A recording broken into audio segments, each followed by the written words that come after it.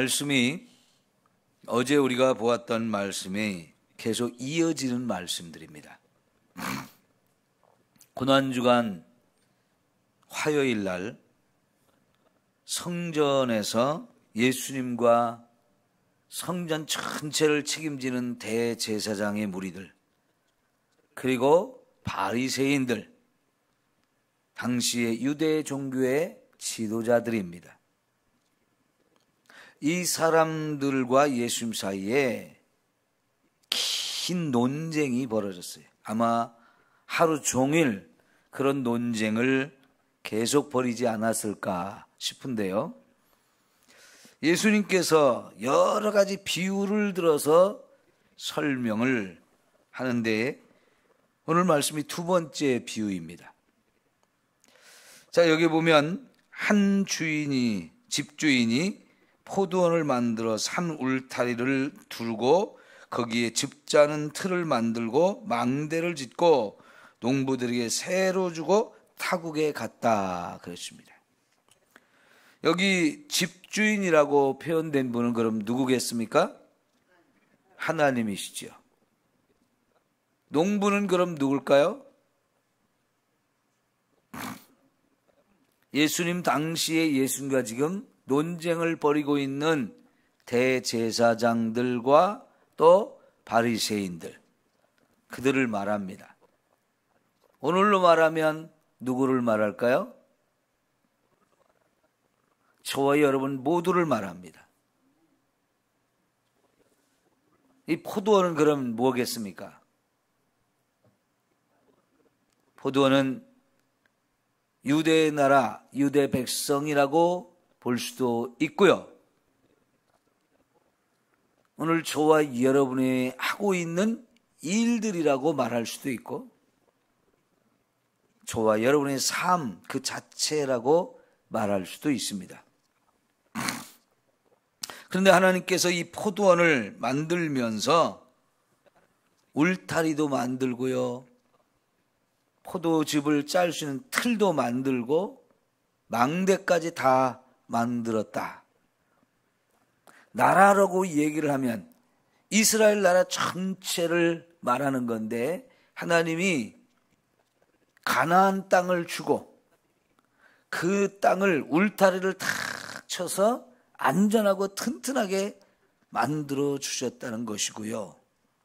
그 안에 포도도 많이 심었고, 이제 포도 열매를 짜면 포도즙을 짤 수 있도록 포도즙 틀까지도 다 만들었고요. 망대까지 만들어서 적이 오지 못하도록 적으로부터 안전하게 보호할 수 있는 모든 것을 다 만들어서 이제 농부들한테 새로 주었어요. 그럼 이 포도원에 부족한 것이 하나도 없는 거지요. 농부들은 자기 것이 아닌데, 자기들이 수고한 것이 없는데 집주인이 이렇게 좋은 포도원을 만들고 농부들에게 새로 주었으니까 얼마나 고마운 거예요. 그러죠? 오늘 저와 여러분에게도 하나님이 그와 같은 은혜를 주셔서 저와 여러분이 살고 있지 않겠습니까? 생각해 보십시오. 오늘 저와 여러분에게 부족한 것이 있게 하셨을까요? 우리도 부족할 때가 많았어요. 먹고 사는 것 자체가 힘들었던 시절이 우리 민족에게 있었어요. 여기 계신 분들 대부분이 어린 시절을 지날 때는 오늘과 같이 이렇게 부유하고 넉넉하고 풍요로운 삶을 살 거라는 생각을 못하고 살았을 수도 있습니다. 그런데 어느 때부턴가 저와 여러분의 삶이 이렇게 엄청난 은혜를 누리며 살게 되었잖아요. 여러분 가정에 먹을 양식이 없나요? 입을 옷이 없습니까? 자녀들 가르칠 돈이 없고 양육할 돈이 없습니까? 이제는 그런 걱정 안 하고도 살 수 있는 시대가 되었어요. 얼마나 하나님이 은혜와 축복을 주셨는지요. 참 엄청난 복을 주셨어요. 이제는 전 세계에서 10번째 손가락 안에 들 정도로 부유하고 엄청난 복을 받은 나라가 되었습니다. 그런데 여러분, 제가 10번째 손 안에 든다고 말씀을 드렸습니다마는 우리 말고 잘 사는 나라들 한번 잘 생각해 보세요. 그 나라들이 어떻게 잘 살게 되었을까요? 안타깝게도요, 우리나라 빼고는 지금 잘 사는 나라들, 과거에요, 다른 나라들 쳐들어가서 빼앗아가지고 남의 것을 착취해서 잘 사는 나라가 대부분이에요. 미국이나 영국이나 프랑스나 독일이나 이탈리아나 이런 나라들이요, 어떻게 잘 살게 되었나 보면요, 힘 길러가지고요, 남의 나라 쳐들어가서 남의 나라 거 빼앗아가지고 부자 된 나라들이 대부분. 저 아프리카로, 저 남미로, 아시아로 다니면서요, 수많은 나라를 뺏어서 식민지로 만들고 얼마나 많이 착취하고 얼마나 많이 뺏어갔는지 몰라요. 우리도 그렇게 피해를 당했던 나라 중에 하나예요. 그죠? 일본에게 얼마나 많이 착취를 당했습니까? 얼마나 많이 빼앗겼습니까? 근데 우리나라는 참 희한하게요, 남의 나라한테 공격을 당하고 짓밟히고 빼앗기는 일들을 수없이 당하면서도 나라가 없어지지 않았어요. 그래도 우리 주변에 있는 그런 나라들 한 번도 쳐들어가서 빼앗아고 착취하고 그런 적이 없어요. 그러죠? 그런데 잘 살게 됐어요. 아마 남의 것 뺏지 않고 남을 괴롭히지 않고 잘 살게 된 나라로 제가 생각할 때는 유일한 나라 아닐까 생각합니다. 이게 너무너무 생각해보면 생각할수록 놀라운 일이에요.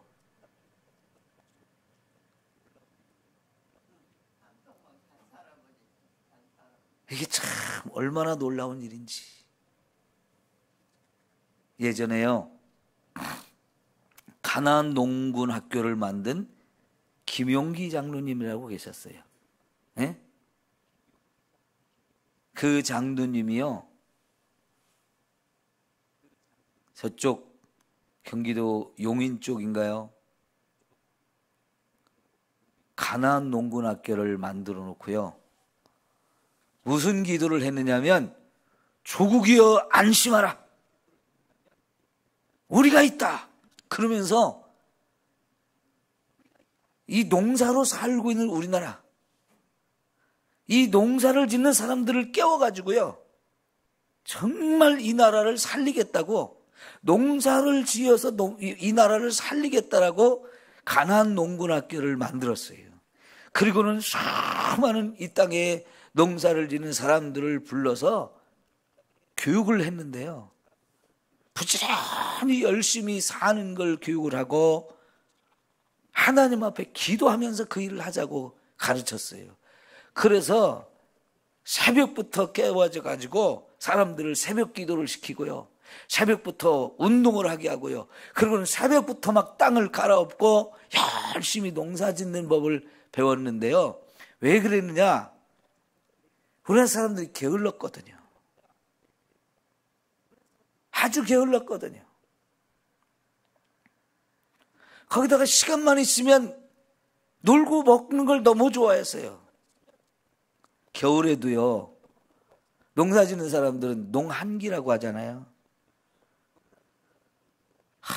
겨울에는 도대체가 일을 할 줄 모르고요, 그냥 마을마다 사랑방에 모여가지고 화투 치고 누름하는 거 이러면서 세월을 보내고 살았거든요.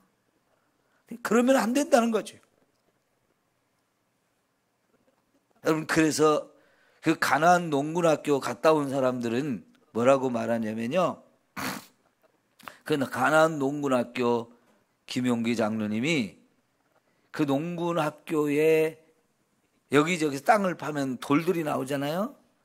돌들도 그냥 있으면 안 된다는 겁니다. 그래서 돌 위에 돌을 올려놓고 니들도 일을 해야 된다.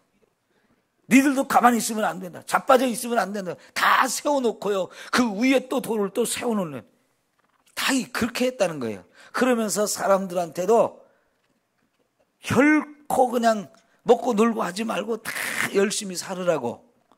그럼 우리가 이렇게 살아야 이 나라를 잘 살게 할 수 있다고. 그것을 보고 박정희 대통령이 새마을 운동을 시작했어요. 예? 그러니까 깨어있는 하나님의 백성 한 사람이 조국이여 안심하라, 우리가 있다면서요, 우리가 이 나라를 먹여 살리자. 그래가지고요, 농사 짓는 사람들을 깨우면서 막 개혁을 하기 시작하니까요, 야, 저렇게 하면 우리나라를 살리겠구나 하면서 대통령이 그걸 보고 새마을 운동을 하자 그랬어요. 새마을 운동. 맞아요. 새벽종이 울렸네 하면서 새벽부터 마을마다 막 스피커 틀어놓고 막 일어나라는 거예요. 새벽부터. 그리고는 막 전국의 방방곡곡에 사람들을 다 깨워가지고 새벽부터 일하게 만들고, 그때부터 우리가 힘을 얻었잖아요. 그래서 이 나라가 그런 힘으로 일어났어요. 그리고요, 아무것도 없을 때 우리 여자들은 독일로 간호사로 보내고 독일에 광부로 보내가지고요, 독일 간호사로 갔던 우리 여자들이 무슨 일을 한지 아세요? 지금 우리나라의 요양병원에 그 노인들의 뒷수습을 하고 목욕을 시키고 하는 일들, 그 시대에 우리 간호사들이 독일에 가서 그 일을 했어요. 그런데 여러분, 독일 사람들 등치가 우리보다 훨씬 크거든요. 우리나라 사람들도 연세 드셔가지고 이제 나이 들어가지고 자기 몸을 움직이지 못하는 사람들 앞뒤로 뒤집으면서 이 목욕을 시키고 옷 벗기고 입히고 똥 치우고 오줌 치우고 이런 일을 쫙 늘어져 있는 사람들을 하려면 이게 보통 어려운 게 아니거든요. 근데 이 독일 사람들은 우리보다 등치가 더 큰데요, 그 사람들 막 그 옛날에 우리 여자들이 지금보다 더 못 먹어서 키도 더 작았어요. 그 사람들이 가서 그 일을 하면서 돈을 벌어서 우리나라 보내주고, 독일의 탄광에 가서 막 그걸 캐가지고 우리나라 보내주고 하면서 돈을 모으고요. 저 월남에 우리 젊은 군인들이 가서 거기서 싸우면서 돈을 벌고요.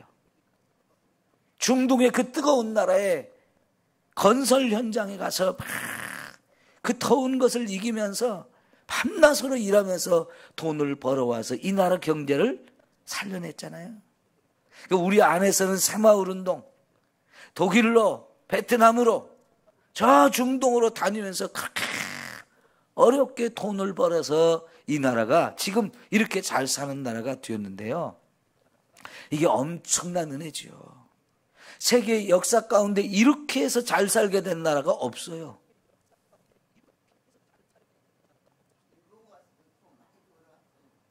그렇죠. 일본 가서도 많이 벌어왔죠. 근데 일본은요, 2차 대전이 끝나면서 원자폭탄에 완전히 다 망했거든요. 일본이 그 원자폭탄을 맞기 전까지 미국에서 수많은 비행기가 와가지고요, 특히 도쿄 같은 데는 폭탄을 어마어마하게 쏟아 부어가지고 도쿄 전체가 다 불바다가 됐어요. 그냥 살아남은 온전한 건물이 거의 없을 정도로 완전히 다 쑥대밭으로 쓸어버렸어요. 그 정도로 싹 다 망했거든요. 그런데 일본은 어떻게 저렇게 부자가 됐을까요? 우리나라 6.25 전쟁이 나면서 우리나라한테 물자 팔아먹어가지고 부자 됐어요.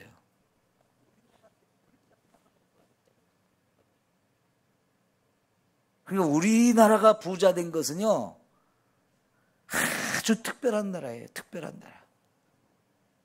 그런데 지금 우리가 이런 하나님의 은혜를 우리가 힘입어서 살게 되었는데, 지금 우리가 사는 꼴이 어떤가 보세요.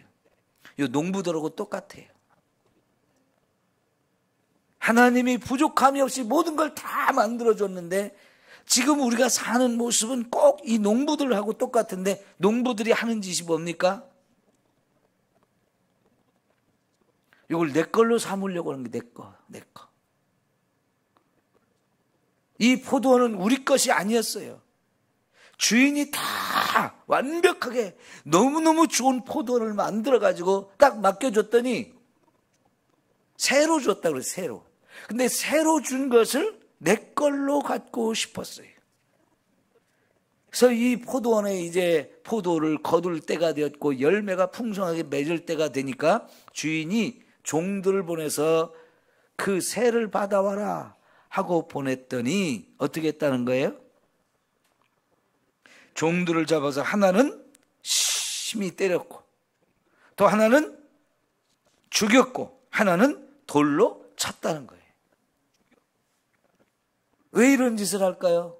농부들이 내 걸로 만들고 싶다는 거예요. 내 걸로. 이 절대 내 거 아니었거든요. 하나님이 주신 거거든요.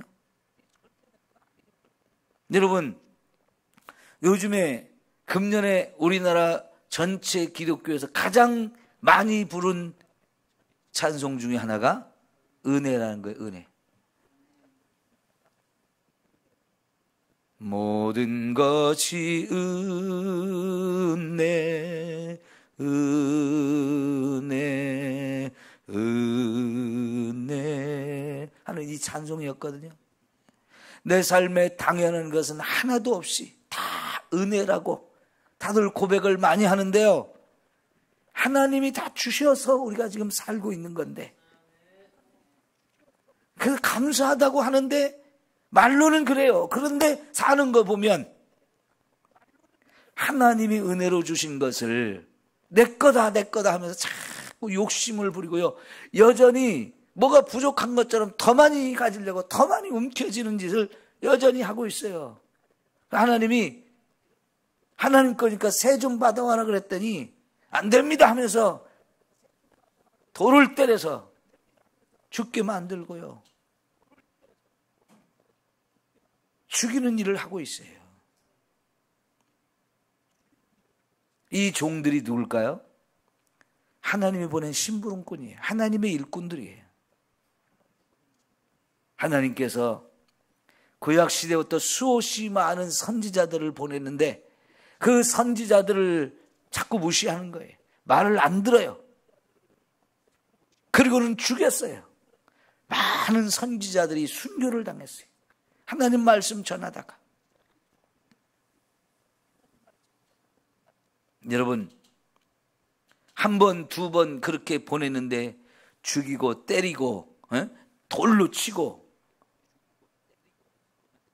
그랬으면 여러분 주인 입장에서는 어떤 거예요? 아니 세상에 이렇게 괘씸한 인간들이 있나?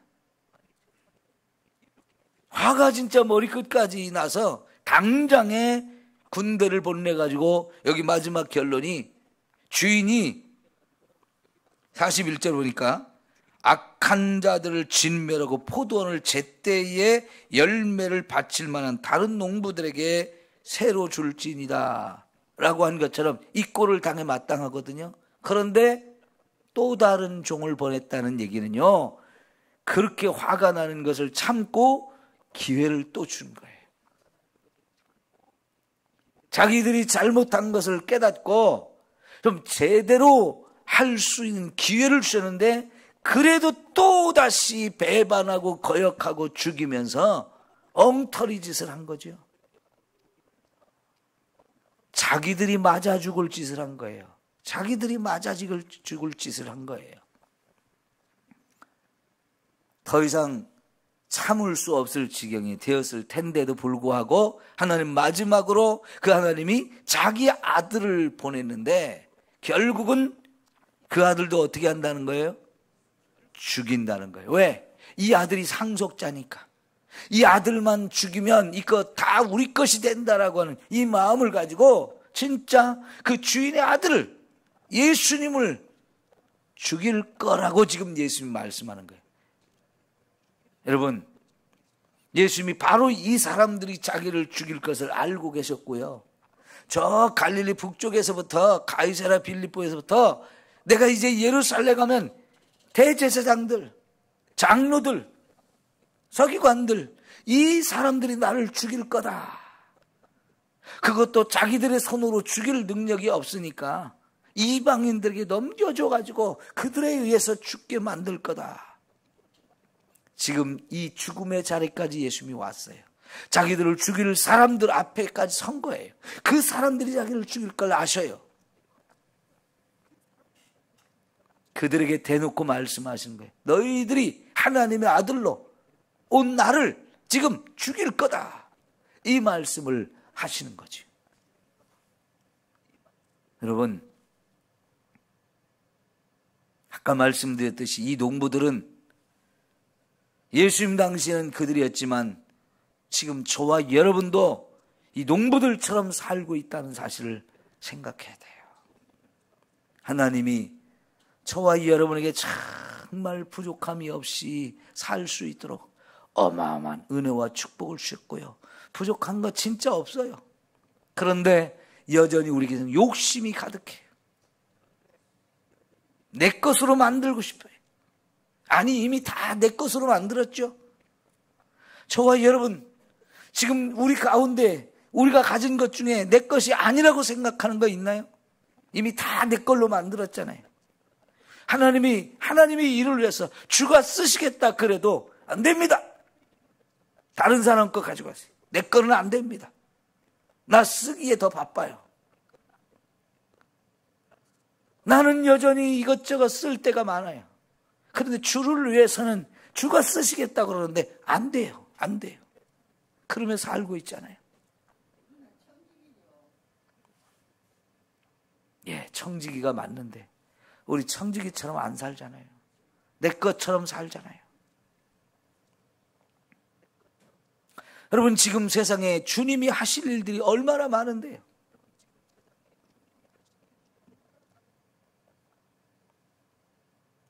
우리 주님이 복음을 전해서 죽어가는 영혼을 살려야 되는데 그 일을 우리가 자꾸 외면하고 있고 관심이 없고 나하고는 상관없는 일이라고 생각하면서 그저 오늘 하루하루 먹고 놀고 즐기고 쓰고 거기에만 바빠요.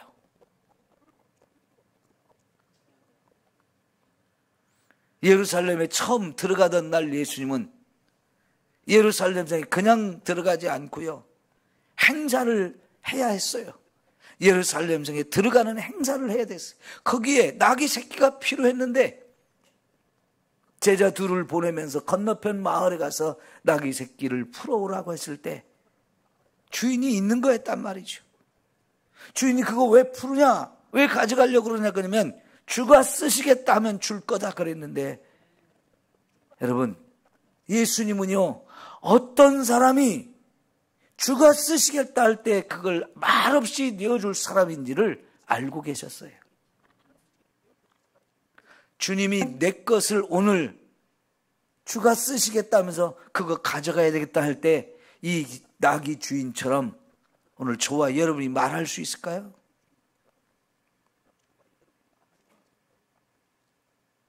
그 나귀만이 아니고 이 세상 모든 나귀와 모든 것이 다 예수님 것입니다. 그분이 창조하셨고요. 그분이 길러주고 계셔요. 여러분, 우리가 농사를 져보면 우리는 씨를 뿌리고 거름을 주고 풀을 뽑아주고 벌레들이 먹지 못하도록 이렇게 막 돌보면서 농사를 짓지만 예수님이 말씀하셨죠. 고린도전서에서 바울이 우리는 씨를 뿌리고 물을 주는 사람이지만 잘하게 하시는 분은 누구예요? 하나님 아버지라고 그랬어요. 잘하게 하시는 분은 하나님이에요. 하나님이 주인이시기 때문에 그걸 잘하게 하시는 거예요. 그런데 여전히 우리는 요 농부들처럼 내 것이 아닌 것을 내 거라고 자꾸 내 걸로 만들고 싶어서 누구는 죽이고 누구는 내쫓고 누구는 돌로 치면서 이런 불법을 행하고요. 악을 저지르면서 배반하고 거역하고 하나님 무시해버리는 삶을 살고 있어요. 결국은 망할 수밖에 없다는 거죠. 다른 사람에게 준다는 거죠. 내 것이 아닌데 내 것으로 하면 이거 다 걷어가지고 다른 사람한테 준다는 거예요. 여러분, 세상에 내 거 없습니다. 네? 내 거 없어요. 물론 주님이 저와 여러분이 먹고 입고 마시고 필요한 모든 거 쓰라고 주셨어요. 근데 그 중에 정말 주를 위해서 우리가 얼만큼 쓸 수 있느냐 중요한 거예요. 그게 없으면 하나님께서는 걷어가실 수 있다는 거죠. 저와 여러분을 진멸하실 수 있다는 거죠. 우리 내 걸로 삼으려고 하는 이 물질 때문에, 소유 때문에 내 생명까지도 멸하실 수 있다는 거예요. 단순히 이 물질 문제가 아니에요. 이 물질 때문에 우리의 생명까지도 멸하실 수 있다는 거예요. 욕심을 내려놓아야 돼요. 욕심을.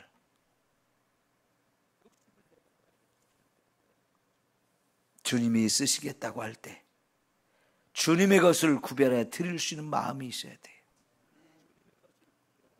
로마의 세금을 내야 됩니까? 말아야 됩니까? 말할 때 예수님은 가이사의 것은 가이사에게 드리고 하나님의 것은 하나님께 드려라. 가이사에게 드릴 것도 있지만 하나님에게 드려야 할 것도 있다는 거예요. 근데 그 하나님의 것을 내 걸로 자꾸만 갖고 싶은 이 욕심들이 얼마나 많아요. 여러분, 가이사에게 줘야 될 세금을 안 내면 어떻게 되겠어요? 그거는 강제로 와서 뺏어갑니다. 지금도 국세를 내지 아니하면 나라에서 그것을 강제로 다 가져갑니다. 그래도 그걸 숨겨놓고 안 내잖아요. 감옥에 갈 수도 있어요.